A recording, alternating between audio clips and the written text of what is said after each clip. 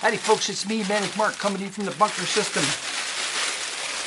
Located underneath Yardville, found somewhere in the jungles of the Midwest. Did I say the bunker system? I don't remember. I've been doing manual labor and I'm very tired. So because I'm going to forget a few things, I just had to sit down and, I don't even know if I'm going to post this, but I just had to. So there's a few things, and there's fun stuff, and there's no time, and I can't, and I'm sorry if there are videos posted and I haven't checked, because it's just, I have no time. Like I said, so I'm just doing this because when I got home, I didn't feel like total crap today for some reason. I don't know why not.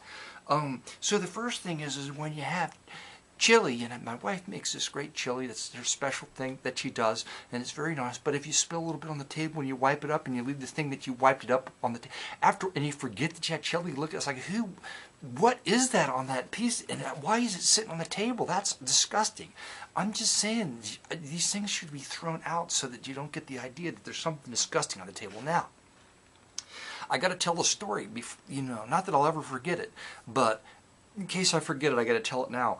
I'm getting ready to go to bed because I'm working and I'm tired. Did I say that? I'm very tired. I said that. Just get on with the story because you're tired and you need to go to sleep as soon as possible.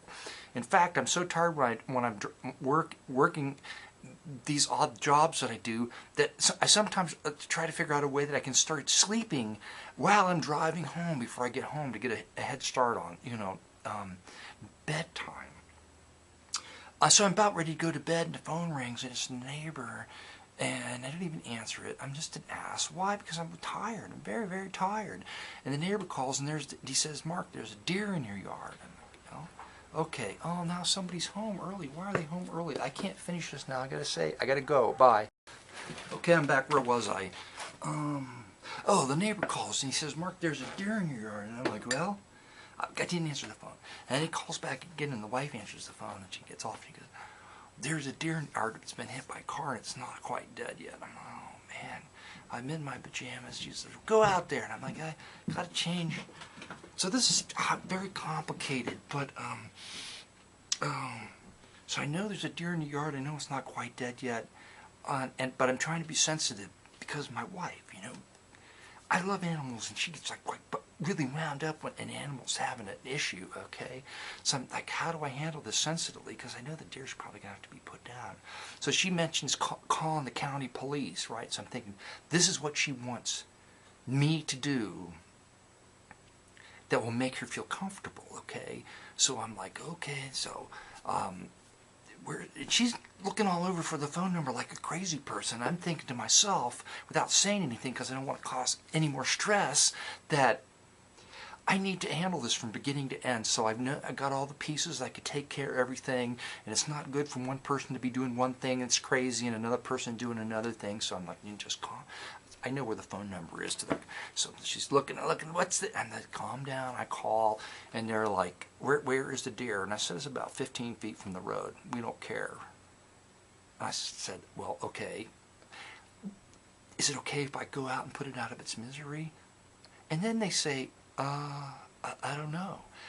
I swear to God, I don't know. So they called this poacher number. They'll know. Okay, so I call the poacher number and they answer it. They go, yeah, that's fine. Okay, so now I'm okay.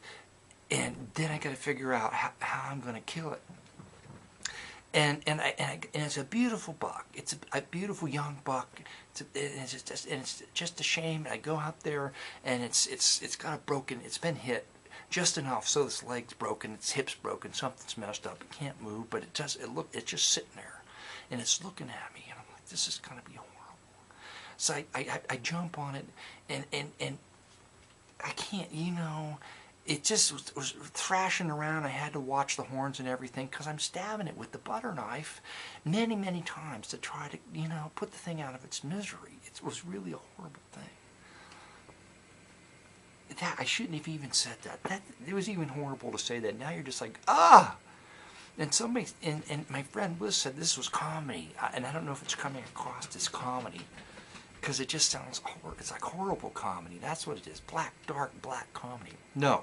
I went out, I decided, the thing is like, well, it's late, I'm tired. If I use the semi-automatic, I'm going to have to break it down and clean it. So I decided to use the revolver, my .38. because I knew it'd be easier to clean. And I went out there. I just grabbed it and I went out there and did the thing. So, and then I had to get 6 in the morning the next morning, just with a little bit of light in the woods. I'm dragging the deer down in the woods. Why? Because then I stay up for an hour looking for somebody. I want you to know that I was responsible about this deer. I have no room in my freezer for this deer. So I called all over, and the neighbor called, and another neighbor, and we couldn't find nobody to take it. So then I got up at 6 in the morning and I drove it down in the woods. So anyway, this is what, since it's early in the season, this is what the deer was wearing, you know, when I went. Well, actually, it was more like this. When I went down and stabbed it to death with a butter knife. No, you know I didn't do that. And it's not funny. I don't know if that's comedy. I'm sincerely doubt if that's comedy. Now, what's the next thing? The next thing is that at work I've been told that I'm obstinate, and it's not a big deal, but it's just like there's this little bit of, you just want to do what you want to do. It's like that cartoon character from South Park, I do what I want, and you don't listen to anybody. And it's not a criticism, it didn't come from management, it was just an observation. And so it set me to think that I'd be to live up to my new nickname is Mr. Positive. And to try to make a video at some point where I'm totally, absolutely, incredibly exuberant with positiveness. And you know me, how I go on like this. This is hardly positive. Thinking that this is hardly positive isn't even positive. I'm not going to be able to get through a half a minute of talking about whatever it is. I don't care. It could be like the best sex I ever had in my life. And be positive about that. Even that for 30 seconds and go on about that. Or maybe like cheesecake. Sex is no good. Maybe I ought to talk about cheesecake. Oh man, this went on and on. I got some fun stuff to share today. Say that, and I'm going to use this. I'm going to make artwork out of this. I'm going to make one of my deer. I'm going to make a deer, and I'm going to stick the antlers into it, a sculpture or something, like my first kill. That's not positive. I'm not talking about that. How can I be positive about killing that deer? Because, well, the hunters are, if there's any hunter, they're like, what are you, big pussy? Just, you did what you, I realize that, but to talk about it is still not. I don't like it. I didn't like it. I didn't like to see anything. Oh, I guess the funniest part of the whole story is after all. No, I almost forgot. Calling the cops, going through all these hoops. My wife didn't care about any of that. She just wanted me to put the deer out of its misery as quick as possible. And I'm thinking that I'm doing these things as I need to be doing them, so she's comfortable. No, it didn't have anything to do with that. That was the funniest thing. So I'm in the bathroom later on, being really, really tired, knowing I'm going to have to get up and haul this deer out. And she's like, knocks on the door and she goes, "You aren't in there crying over Bambi now, are you?" Oh man, that was the funniest thing of the whole deal, right there, that thing. Thanks for stopping by, and what did I say? Did I say I'm missing videos and all that? And I know I'm missing it. I don't. And why did you take time to do this when you should be watching my videos? Well, it's all about me, you know what? It's just cut that part out. Why? Because positive people, it's not. See, that's the thing about positiveness. You probably got to give up all that me stuff, you know, and you got to think about what other people. Oh, see, I can't be positive about that. It's got to be positive. The whole thing. I'm cutting it out. Positive. There. See, I'm back with positive. I cut out all that unpleasantness that I just went through, and I can't edit. That's the thing, like that, I cut that out. I can't edit when I'm Mr. Positive, do the Mr. Positive video. It's just extremely hard, and I think you should tune in to watch me fail at it. It's not the positive video yet, I can say that. In the positive video, I won't be able to use that word. Thanks for stopping by, folks, and I'll get back to you as soon as I get back to you.